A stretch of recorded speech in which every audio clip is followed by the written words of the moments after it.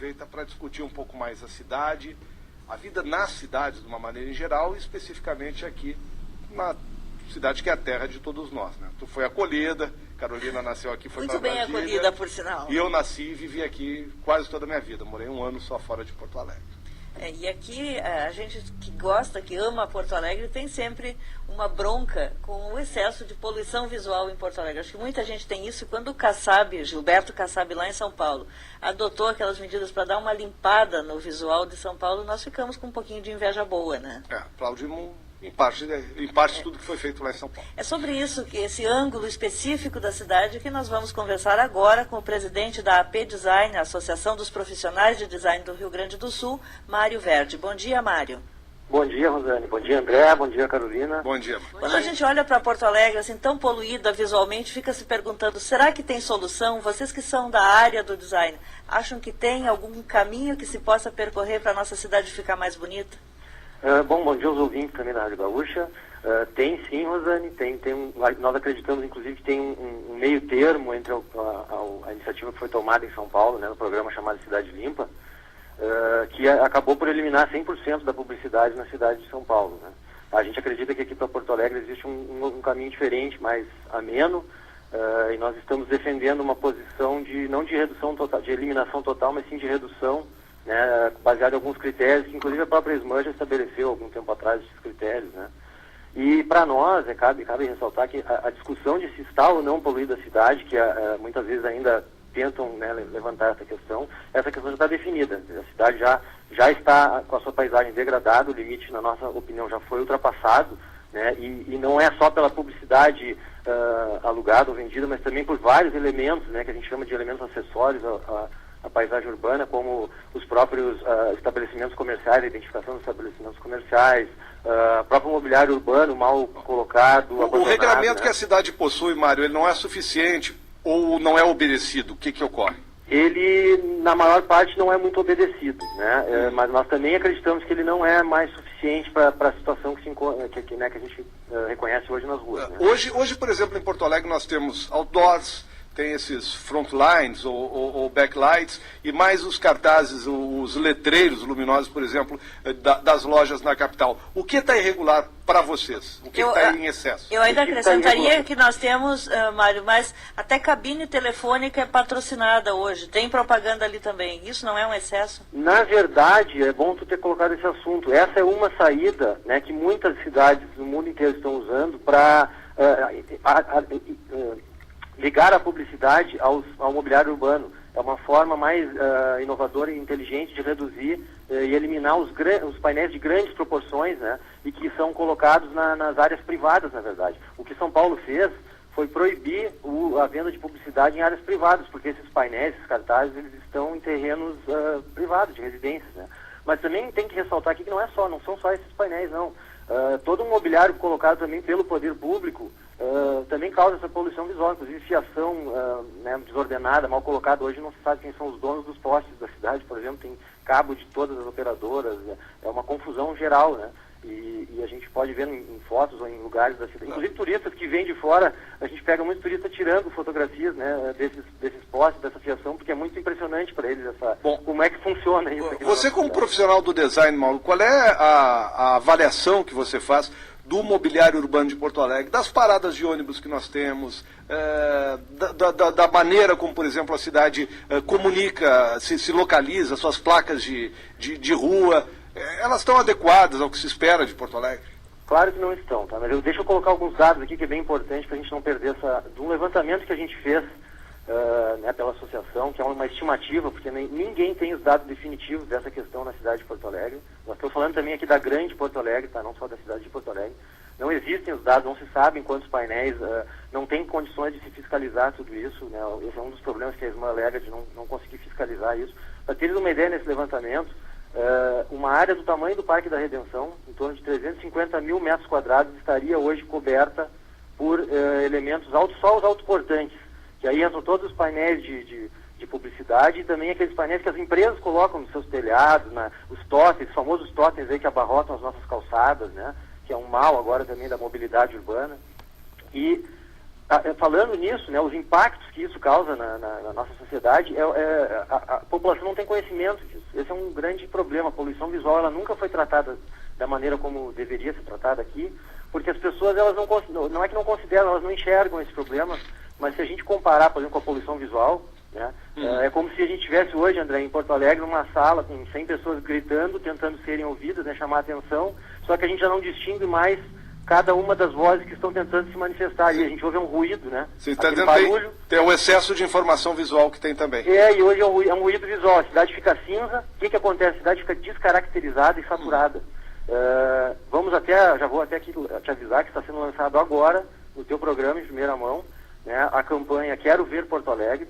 Os ouvintes que quiserem acessar o site agora, www.queroverportoalegre.com.br, podem entrar lá, mandar fotos de áreas que eles acham degradadas ou poluídas, enviar comentários, enfim, é um site interativo onde a população pode participar. Bom, só para ficar claro, Mauro, a campanha não é contra a comunicação publicitária, por exemplo? Não é contra. A gente quer buscar um meio termo, nós queremos conversar com todas as entidades envolvidas, para buscar uma construção diferente da de São Paulo, que foi muito radical, mas foi inclusive um resultado da própria desentendimento das empresas de publicidade, por isso que foi tomada aquela decisão mais radical lá em São Paulo. Né? Mas para a população ter uma noção, né, hoje os impactos que causa esse excesso de informação, na saúde, por exemplo, irritabilidade, estresse, cansaço, fadiga visual, são coisas que a gente não percebe porque mesmo o motorista está ali trafegando, né, o ouvinte aí que está agora dirigindo um carro, o teu olhar central está na faixa, né, na sinalização de trânsito e tal. Só que o nosso olhar periférico, que ele é o mais instintivo, nós está captando aquele monte de informação ao redor. E nós somos treinados para ler isso, né? São códigos que a gente foi treinado desde criancinha, o alfabeto, as coisas, e a gente fica tentando interpretar aquilo. Isso gera um processamento no cérebro absurdo. Então, imagina o que ocasiona, né, em termos de estresse, né, no nosso dia a dia, esse excesso, né, de informação dentro da cidade. Bom, só para a gente encerrar, Mário, repete para a gente o site da campanha. O site é o queroverportoalegre.com.br. Ele é um site tipo blog, né, onde podemos interagir. Onde se vai colocando mensagens com mais facilidade e as pessoas interagindo também. Isso. Bom, Mário Verdi, que é o presidente da Associação dos Profissionais de Design do Rio Grande do Sul. Muito obrigado, Mário. Obrigado pela entrevista. Um bom dia, um bom trabalho para você. Igualmente, bom dia a todos os ouvintes. Obrigado. 9h15. Fazer um outro lado nesse processo, porque há as empresas também que trabalham, e saber se há por parte dessas empresas um entendimento de que existe ou não, se existe ou não esse excesso de comunicação visual na cidade. João Pedro Silveira, que é o vice-presidente da entidade que congrega as empresas de mídia exterior. João Pedro, um bom dia. Bom dia. Bom dia, João Pedro. Como é que vocês... participar do teu programa. Pois é, como é que vocês analisam essa campanha aí que está sendo lançada? Em que momento você entende está a comunicação visual aqui em Porto Alegre? Na verdade, a postura hoje do Mário Verdi é a mesma postura das nossas empresas. Portanto, a gente não pode confundir mídia exterior. Quando o pessoal fala mídia exterior, agrega todos os conceitos de comunicação na rede urbana.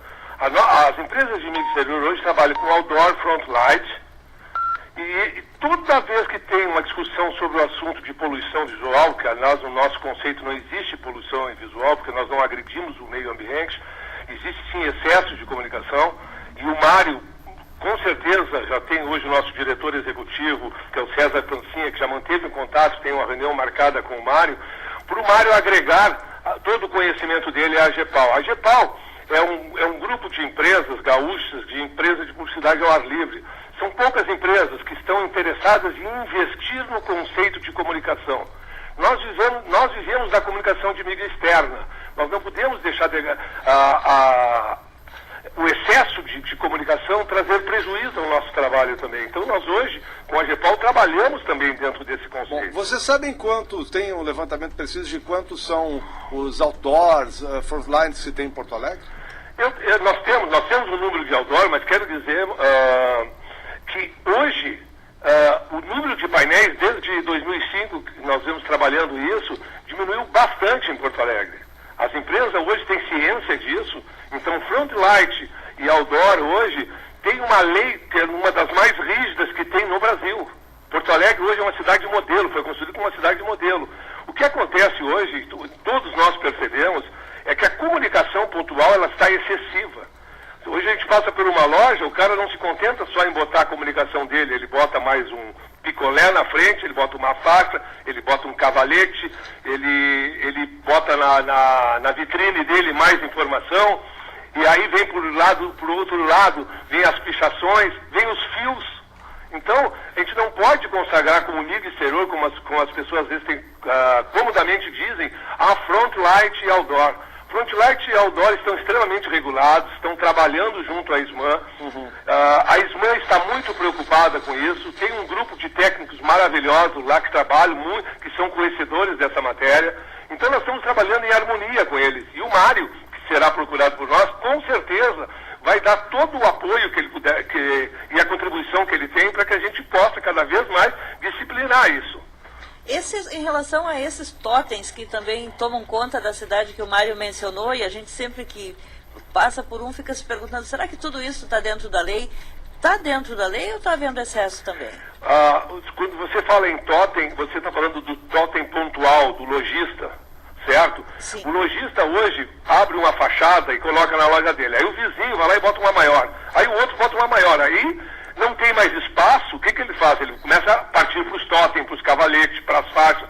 Isso é proibido.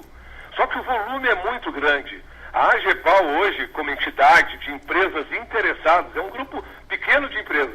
É a Gamídia, Ativa, LZ e Uli, que é uma indústria de luminosos, que estão hoje muito preocupadas com isso e estudam isso. Nós nos reunimos semanalmente para discutir esse assunto.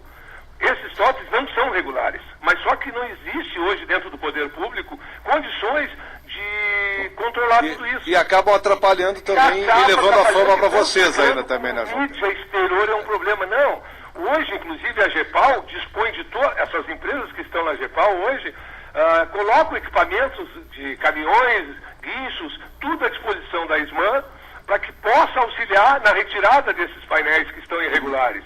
Mas só que isso também envolve conceitos jurídicos, envolve aqueles conceitos todos que nos trancam um pouco. Tá certo. João Pedro Silveira, que é vice-presidente da AGEPAL, a entidade aí que congrega as empresas de mídia exterior. João Pedro, muito obrigado pela entrevista, um bom dia, um bom trabalho para você. Obrigado, André. Eu só queria deixar claro que a AGEPAL está preocupada e está intimamente ligada aos conceitos de Porto Alegre, e a nossa cidade, a nossa vida comercial depende desse visual equilibrado. Um abraço para vocês. Obrigado. Conte com a gente aí para levar esse debate adiante. 9h19, o intervalo, nós já voltamos. Em Dia com